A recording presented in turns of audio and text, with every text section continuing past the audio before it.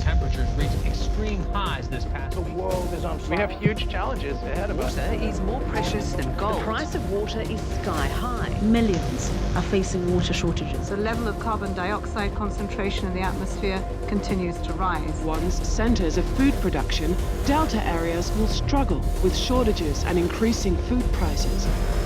We can expect more prolonged drought, longer droughts punctuated by shorter periods of more intense rainfall.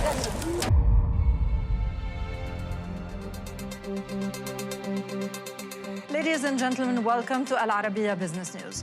Today, we take a detailed look at the regional effects of the global drought that is in its 7th year already. This has caused crops to fail worldwide, and as a result, food prices are rising year over year. And despite the already low amounts of rainfall in the Middle East region, we're still using the most water per capita. Something needed to change. And today, Al-Waha's cabinet, as one of the first countries in the region, has put into effect an emergency law to limit the wasting of water and will implement measures to create and improve public awareness about the use of water. Earlier this year, geological experts took a deeper look into Al-Waha's situation and concluded that the country's underground aquifers are more severely depleted than previously thought. In Africa, the effects of the global drought are even worse. The rising food prices create unrest in an already struggling economy. Some African countries have therefore cancelled farmland lease contracts, which they have had with Gulf countries, and are limiting their food exports to the MENA region as well. Normally, food imports would then come from India or Asia.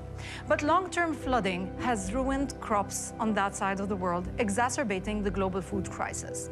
While the region can afford higher prices in the short term, the real issue is the availability of food for import. This is an image yesterday in Al-Waha, where people are stockpiling food in supermarkets, afraid of further import shortages. Responding to the food crisis, the Prime Minister of Al-Waha stated this morning in his press conference, "We have no choice but to increase local production." Measures include limiting use of water to 2 minutes and the reusing of water. Toilets should be flushed only when needed. It's prohibited to water gardens. Public swimming pools will be closed, and government institutions will look at every possible way to save water. These measures will, of course, help in the short to medium term. But the question remains what plan the Al-Waha's government has for the long term and how it will impact the current food crisis. This is also the reason why Al-Waha's government will organize a food and water security summit next month in Al-Waha city, bringing together delegations from around the world. This summit has to give relief to some of the most pressing issues, such as depleting water resources, flooding, and failing crops, with the resulting food production crisis worldwide. Al-Waha is taking a leading role in organizing this summit, in which measures will be discussed to help us find sustainable regional solutions against the backdrop of the global effects of climate change. This brings us to the end of today's bulletin. Thanks for watching, and goodbye. Thanks for watching, and goodbye. I'm really worried this time, Dad. These measures are serious. I know the aquifers are drying up, but this seems quite critical. What if they stop all food imports? فكرت بالموضوع. Actually, no. Well, we might actually have to. It reminded me for the water crisis before a long time. يوم حنا واجهنا مشاكل المد الأحمر في الخليج. تذكرين؟ إيه بتذكر. وجبرت كل محطات التهدئة على الإغلاق. That was a big wake-up call. We had to do a lot of projects in water management afterwards, including network redundancies and water reservoirs. Yes, for this wasn't easy. We must do it same we do it before. يد الابتكارات تحدى نحل المشاكل. Mommy, I'm thirsty. Are you حبيبتي? يلا come.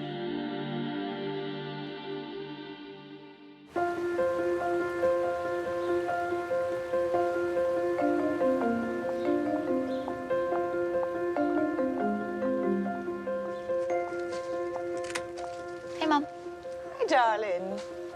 How are they doing? Your father planted these roses when we got married, but they've become more fragile since last summer's heat. That's a pity. Listen, can you take care of Lena for a few days next month?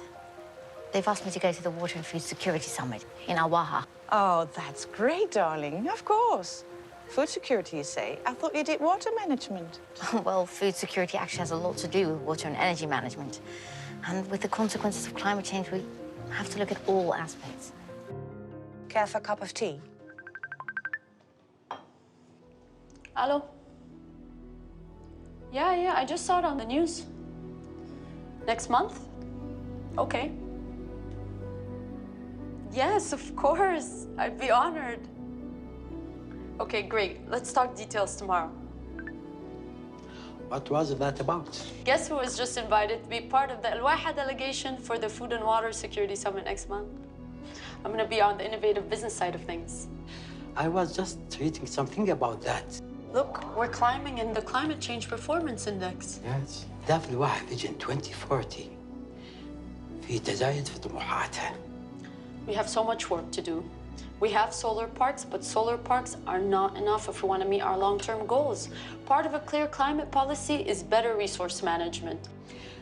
لازم يكون عندنا حلول متكاملة لوضع في السياسة الصحيحة. أكيد. If we want to be a leading nation in 20 years, we need to reduce our water and energy usage per capita لكل شخص. ضروري. صحيح. This drought has really created public awareness and a sense of urgency. Well, yes, it was needed. Even here, we have to rethink how we manage our water resources. Yes. I can't offer much advice in your field, but I did use to explain to my patients that everything in the human body is connected. The heart beats because the brain tells it to. And your brain functions thanks to the nutrients it receives from the food that we eat. I believe our planet is much the same way. Everything is connected. Look at the whole system rather than its parts, and then you'll find your answers.